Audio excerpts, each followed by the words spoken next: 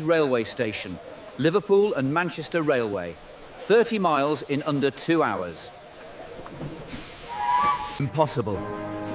Except it's happening. This single moment contains everything that's about to change. Let me take you back further. 1760. Manchester is a market town. 15,000 people. Wool, linen, handlooms in cottages. The Irwell flows clean enough to drink from. You can see stars at night. The air smells like rain and wood smoke. Remember this, it won't last. Here's what changes first. 1761. The Duke of Bridgewater opens his canal. Coal from his mines at Worsley flows directly to Manchester. The price of coal drops by half. Suddenly, power becomes cheap. This matters more than you'd think. Then 1769. Richard Arkwright patents the water frame, a machine that spins cotton thread using water power. One machine does the work of dozens of hand spinners. Faster, stronger thread, consistent quality. The economics shift instantly. Manchester entrepreneurs see it immediately. Water plus machines plus cheap coal equals transformation. By 1780, water-powered cotton mills line the Irwell and the Medlock. Adult workers migrate from surrounding villages. 25,000 people now. Still small, still recognizable as a market town. But watch what happens next. Edmund Cartwright invents the power loom. 1781. James Watt perfects rotary motion for steam engines. These technologies converge in Manchester in the 1790s. Steam power means mills no longer need rivers. They can build anywhere, and they do. Between 1790 and 1800, Manchester transforms. The first steam-powered cotton mill opens in 1789. By 1800, dozens operate. The skyline changes. Factory chimneys rise. Coal smoke begins to darken the sky. The population doubles, 50,000 by 1801. But here's what makes Manchester different from every city before it. This isn't just growth. It's a new kind of urban life. Factory bells wake workers at 5 in the morning.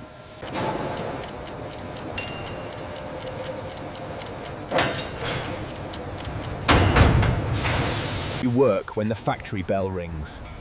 The city organizes around production.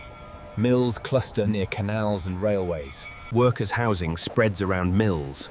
Banks and warehouses rise in the center. Different districts for different classes.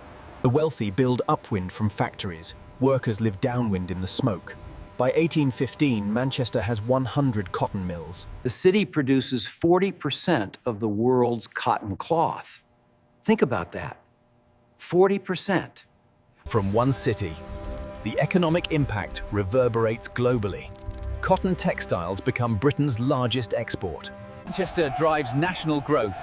The innovations continue. 1830, the Liverpool and Manchester Railway opens. World's first intercity passenger line. George Stephenson's rocket locomotive. 35 miles per hour. Merchants can travel to Liverpool and back in a day. Raw cotton arrives faster.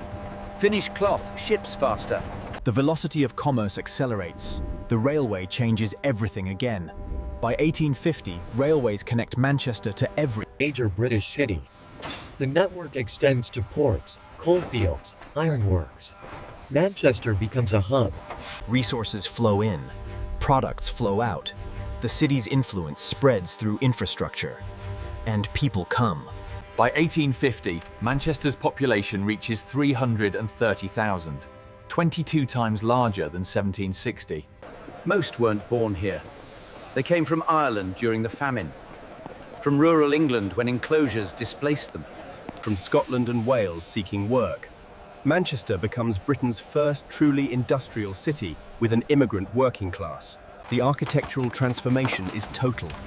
Medieval timber buildings demolished. Victorian brick warehouses replace them. Railway viaducts cut through neighborhoods. Gas lighting appears on streets. The Irwell becomes an open sewer. The air grows thick with coal smoke. By 1850, you can't see stars. The city glows orange at night from factory furnaces. But Manchester builds more than factories. The city pioneers urban infrastructure, 1817. The first gasworks, 1821. The Manchester Guardian newspaper founded, 1824. The Mechanics' Institute for Worker Education, 1835. Municipal incorporation with elected government. 1846. Free trade movement centered here with the Anti-Corn Law League. Science flourishes. John Dalton develops atomic theory in Manchester. The Literary and Philosophical Society becomes a centre for scientific research. Engineers develop new textile machinery, new steam engine designs, new chemical processes. Innovation compounds innovation. The economic model Manchester creates spreads globally. Entrepreneurs from New England visit and copy the mill system. German industrialists study Manchester's organization. Japanese observers document the techniques. The Manchester model becomes the template for industrialization worldwide. Think about what Manchester proves. A city can create wealth through manufacturing on an unprecedented scale. Technology can multiply human productivity exponentially. Infrastructure, canals, railways, gasworks enables growth. Capital accumulation allows continuous reinvestment. Specialization increases efficiency. This becomes the foundation of modern industrial capitalism. But let me show you the other side, the social impact. Adult workers in cotton mills work 14 to 16 hours daily. In summer, factory temperatures reach 90 degrees. Cotton dust fills the air, coating lungs. Machinery accidents are routine. No safety regulations exist. Average life expectancy for a Manchester worker in 1840, 29 years. In rural areas, 45. Housing can't keep pace with population growth. By 1830, workers live in back-to-back housing. Terraces sharing walls with no rear access, no ventilation, no gardens. 12 people in a single room isn't unusual. Cellars below street-level house. Families in perpetual damp. Tuberculosis spreads. Cholera epidemics claimed thousands of lives. The River Irwell runs black with dye waste. The air quality becomes the worst in the world. Permanent smog hangs over the city. Respiratory diseases are epidemic. The environmental cost is severe and visible, yet the mills continue operating. Production continues growing. Here's the paradox Manchester embodies. The same innovations that create wealth also create misery. The same steam engines that power progress also poison the air. The same factories. You can't separate these outcomes. They're interconnected. Manchester forces a question that echoes through the next 2 centuries. Is this worth it? The wealth generation versus the human cost. The innovation versus the environmental destruction. The economic growth versus the shortened lives. Different observers reach different conclusions. For industrialists, Manchester represents progress. Efficiency, wealth creation, economic freedom, the future. For reformers, Manchester represents exploitation, inequality, difficult conditions, environmental crisis, a warning. Both are looking at the same city. Same factories, same workers, same smoke, same wealth. But they see different truths based on what they value. Manchester doesn't remain static. Reform movements emerge. Factory acts begin limiting working hours. Public health measures address sanitation. Worker organizations demand better conditions. Change happens slowly through struggle, but it happens. By 1850, Manchester has become something unprecedented. The world's first industrial metropolis. A city built for production, where most residents work in factories, where infrastructure serves industry, where time is measured by factory bells, where wealth and poverty exist at extremes. The architectural legacy remains visible today. Grand Victorian warehouses still stand, now converted to apartments and offices. Railway viaducts still carry trains. The street grid laid out for industrial traffic still organizes the city. Workers' terraces still house families.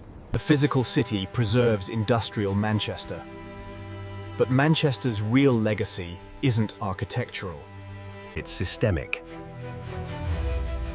The city demonstrates that industrial production can scale indefinitely. That technology can continuously improve productivity. That capitalism can generate compound growth. That cities can grow to unprecedented sizes. Manchester proves these possibilities. It also demonstrates the outcomes. Environmental degradation, class inequality, public health crises, worker exploitation.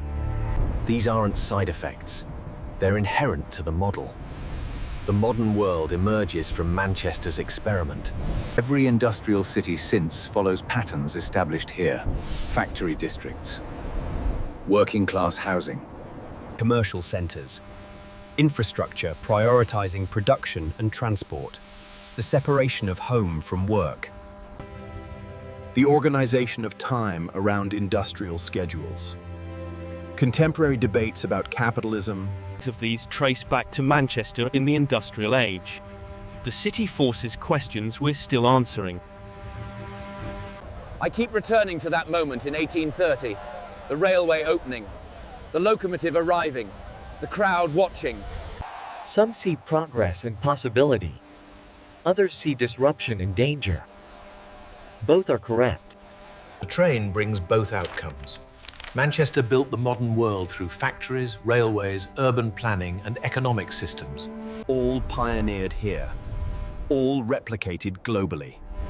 We live in a world Manchester created. But Manchester also revealed the modern world's problems: inequality, environmental destruction, the human cost of prioritizing production, worker exploitation, urban poverty. We're still grappling with these. The industrial age didn't end in Manchester. It spread to Birmingham, Liverpool, Sheffield. The model spread to Pittsburgh, Detroit, Chicago, the Ruhr Valley, and Osaka. Everywhere it problems. Here's what Manchester teaches. Technology and infrastructure can transform society fundamentally and rapidly. Economic systems can generate unprecedented wealth. Cities can grow to scales previously unimaginable. Human labor can be organized for maximum productivity. But Manchester also teaches that transformation has costs. Yeah. Not everyone benefits equally. Some people pay with their health, their lives, their environment. Progress for some often means hardship for others. The question Manchester poses remains unresolved. Can we have the innovation without the exploitation? The wealth without the inequality? The growth without the environmental destruction? Or are these outcomes inevitably linked? I found a testimony from 1842, an adult cotton mill. They asked him if Manchester's growth benefited workers. He said, "We built all this. The mills, the warehouses, the railways. We made the cloth that made the fortunes. But we don't own any of it. We don't benefit from it. We just..." Captures Manchester's fundamental tension. The people who built the industrial world didn't control it. The people who created the wealth didn't keep it. The people who powered the transformation were consumed by it. Manchester in the industrial age built the modern world, for better and worse. The innovations and the consequences, the wealth and the poverty, the progress and the destruction. All originated here. And we're still living in the world Manchester built. Still benefiting from its innovations. Still struggling with its legacy. Still asking if there was another way. The industrial age didn't have to develop exactly as it did in Manchester. But it did. And that choice, that pattern, shaped everything that followed. Stand here with me in modern Manchester. The mills are silent now, converted or demolished. The Irwell runs cleaner. The air is breathable. But walk these streets and you're walking through the birthplace of industrial modernity. Everything we take for granted, mass production, railway, Networks, industrial cities, factory systems, wage labor, all became normal here first. Manchester didn't just participate in the industrial age, Manchester defined it. The question isn't whether Manchester built the modern world. It did. The question is, what do we do with the world Manchester built?